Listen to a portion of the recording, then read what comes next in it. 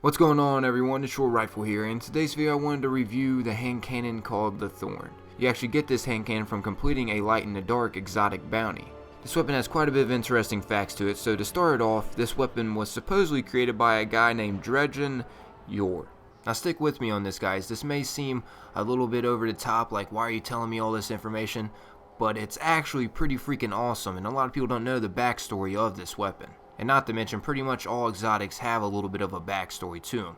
You just gotta really look into it. There's ghost fragments and whatnot that tell you about the weapon. But anyways, for the Thorn though, there is quite a big backstory. Now I'm not gonna read all this information word for word for you guys, but if you guys are willing to further investigate these stories, because you could probably get more sense out of them, I'm just gonna give you a quick summary of it. I'll leave a link in the description of 3 ghost fragments that explain the Thorn in pretty much full detail. So by me just explaining the story to you guys and it doesn't make much sense to you all, well then you can also further investigate with the links in the description once again. So let's get this started. The Thorn was thought to be made from a guy named Dredgen Yor, because Dredgen Yor had said that he created the Thorn himself. Pretty much Dredgen Yor is a guardian whose name is remembered with disgust and shame. The Thorn was once a hero's weapon, but its jagged frame hints at a sinister truth, a powerful connection with the Hive sorceries. If you guys didn't know, Thorn is one of the weapons of sorrow, weapons that have been constructed using the Hive's forbidden power. And it's actually said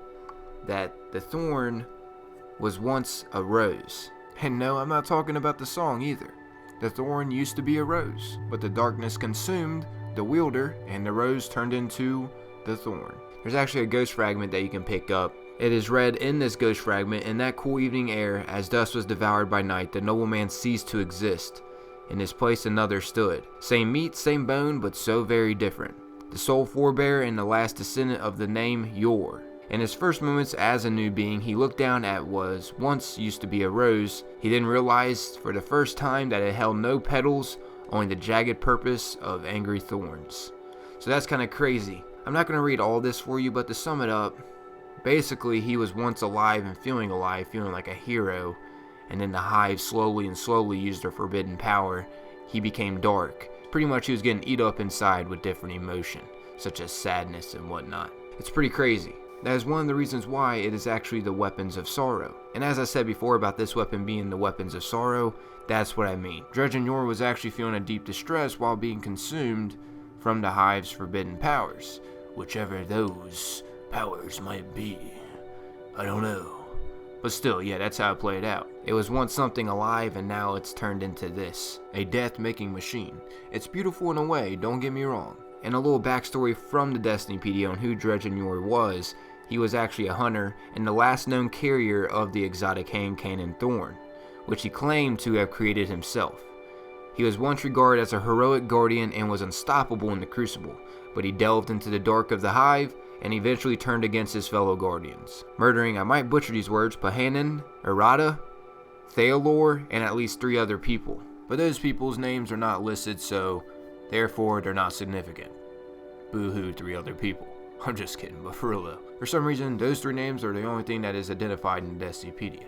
So, the 3 other people, F them. That's Destiny's logic and I'm sticking with it. And there's actually a little bit of gear that references to the Thorn. There's called Thalor's Golden Maul, which this Titan mark can be purchased from the speaker.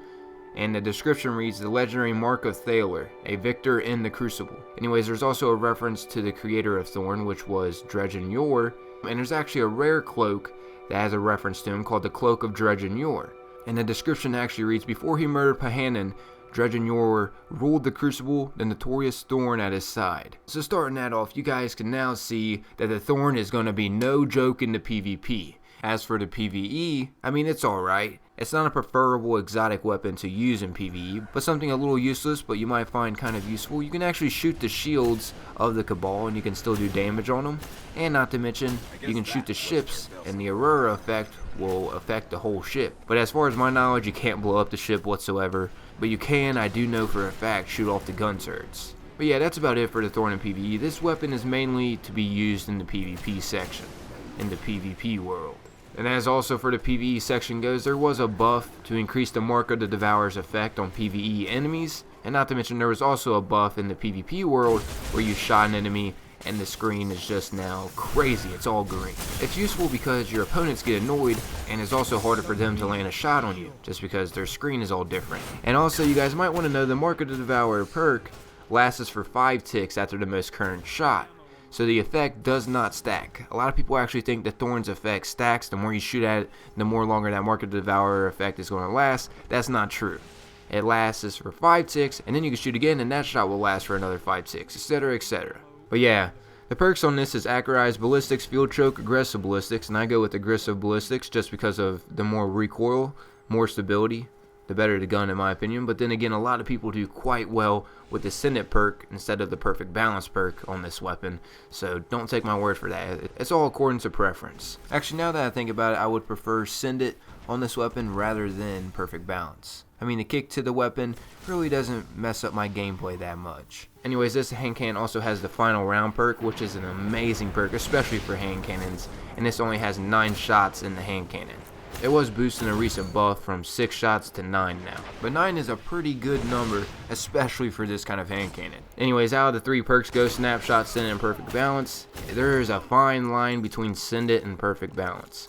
Perfect Balance will give you more stability, which has less kick on the weapon, but your range isn't as crazy as it would be with a Send It. Having the Send It perk makes this feel like a sniper hand cannon. Even without the Send It perk and you using Perfect Balance, this still feels like a long range hand cannon. And that's actually how the gameplay should be used with this hand cannon. You don't want to get up in their face. I mean, if it comes down to it though, yeah, of course, but this is, in my opinion, this is meant for like medium shots. Just because of the range on this bad boy gives you quite an advantage. And not to mention how it messes up their screen. The reason why I'm saying don't get so close and personal is because, once again, shotguns just rule all. And this is a lot slower fire rate than, say, like the Last Word hand cannon. So game style wise, this is meant to be played a little bit further back. As for the Last Word wise, that's meant to be playing, you know, you're a little bit more aggressive with the Last Word than you using the Thorn. That's just how I play with it. Then again, some other people can be completely different with this hand cannon. It is a very powerful hand cannon. It takes 3 shots in the body to kill an enemy in PvP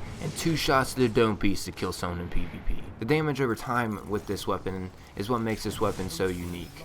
I mean, the Mark of the Devourer is quite a strong effect. It does 7 damage per tick. So if you add that up all together, the damage over time does 35 damage. And also what this means is, while they are taking the Mark of the Devourer effect, they are not able to heal. So you could be able to regenerate in battle if you go hide for a second and then come back out, especially if it's close calls. Not to mention, this is an assist magnet weapon. I'm sure a lot of you guys that have played with this weapon can agree with me at 100%. The damage over time, you just shoot someone, they go running off, and then sooner or later, they end up dying to get an assist. I mean, literally, this just helps you with so much assist. I mean, they are basically a chicken with its head cut off. I mean, think about it. They're running around the map with this green effect on them, which also makes them stand out for an open target as well. So not to mention, I mean, yeah, you get the point. They're a little bit blind. They're not used to the screen. But the green effect on them also makes them stand out as more of a target. I mean, literally, this just helps you with so much assist. Basically, what this does, it just keeps enemies aggravated. Keeps them feeling that pressure. Now, once again, guys, I'm not saying this hand cannon is completely slow. It actually does have a decent rate of fire for a hand cannon. But I'm just saying, just be careful when using this weapon for a certain kind of play style, because some people can't have the upper advantages in close calls. It's good to keep your distance with this weapon. A pretty interesting combination with this weapon is to combine Thorn with Sunsinger and light your enemies up with grenades with the burn damage effect, and also use the Thorn damage effect. So think about it. The effects like the burn damage and Thorn does not stack, but it does do multiple damage over times after each other. So think about it. That damage can actually add up. If you're a hunter, use the Chain of Woe effect just because it can benefit you for precision kills to help your reload time. And Titans, I'm not going to leave you out. I told you the backstory of the Thorn, so make sure you check up on the Thaler's Golden Maul sold by the Speaker, because that also intertwines with Thorn, and not a lot of people actually know about that. So it could be a good combination for you guys as well.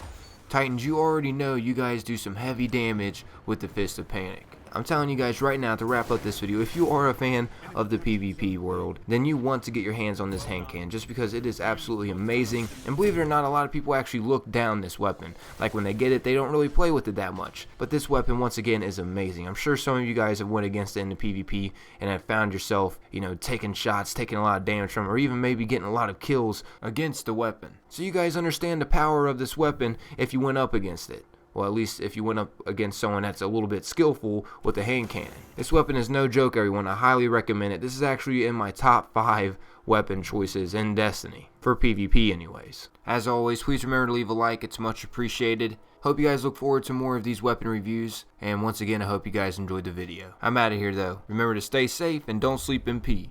Peace out.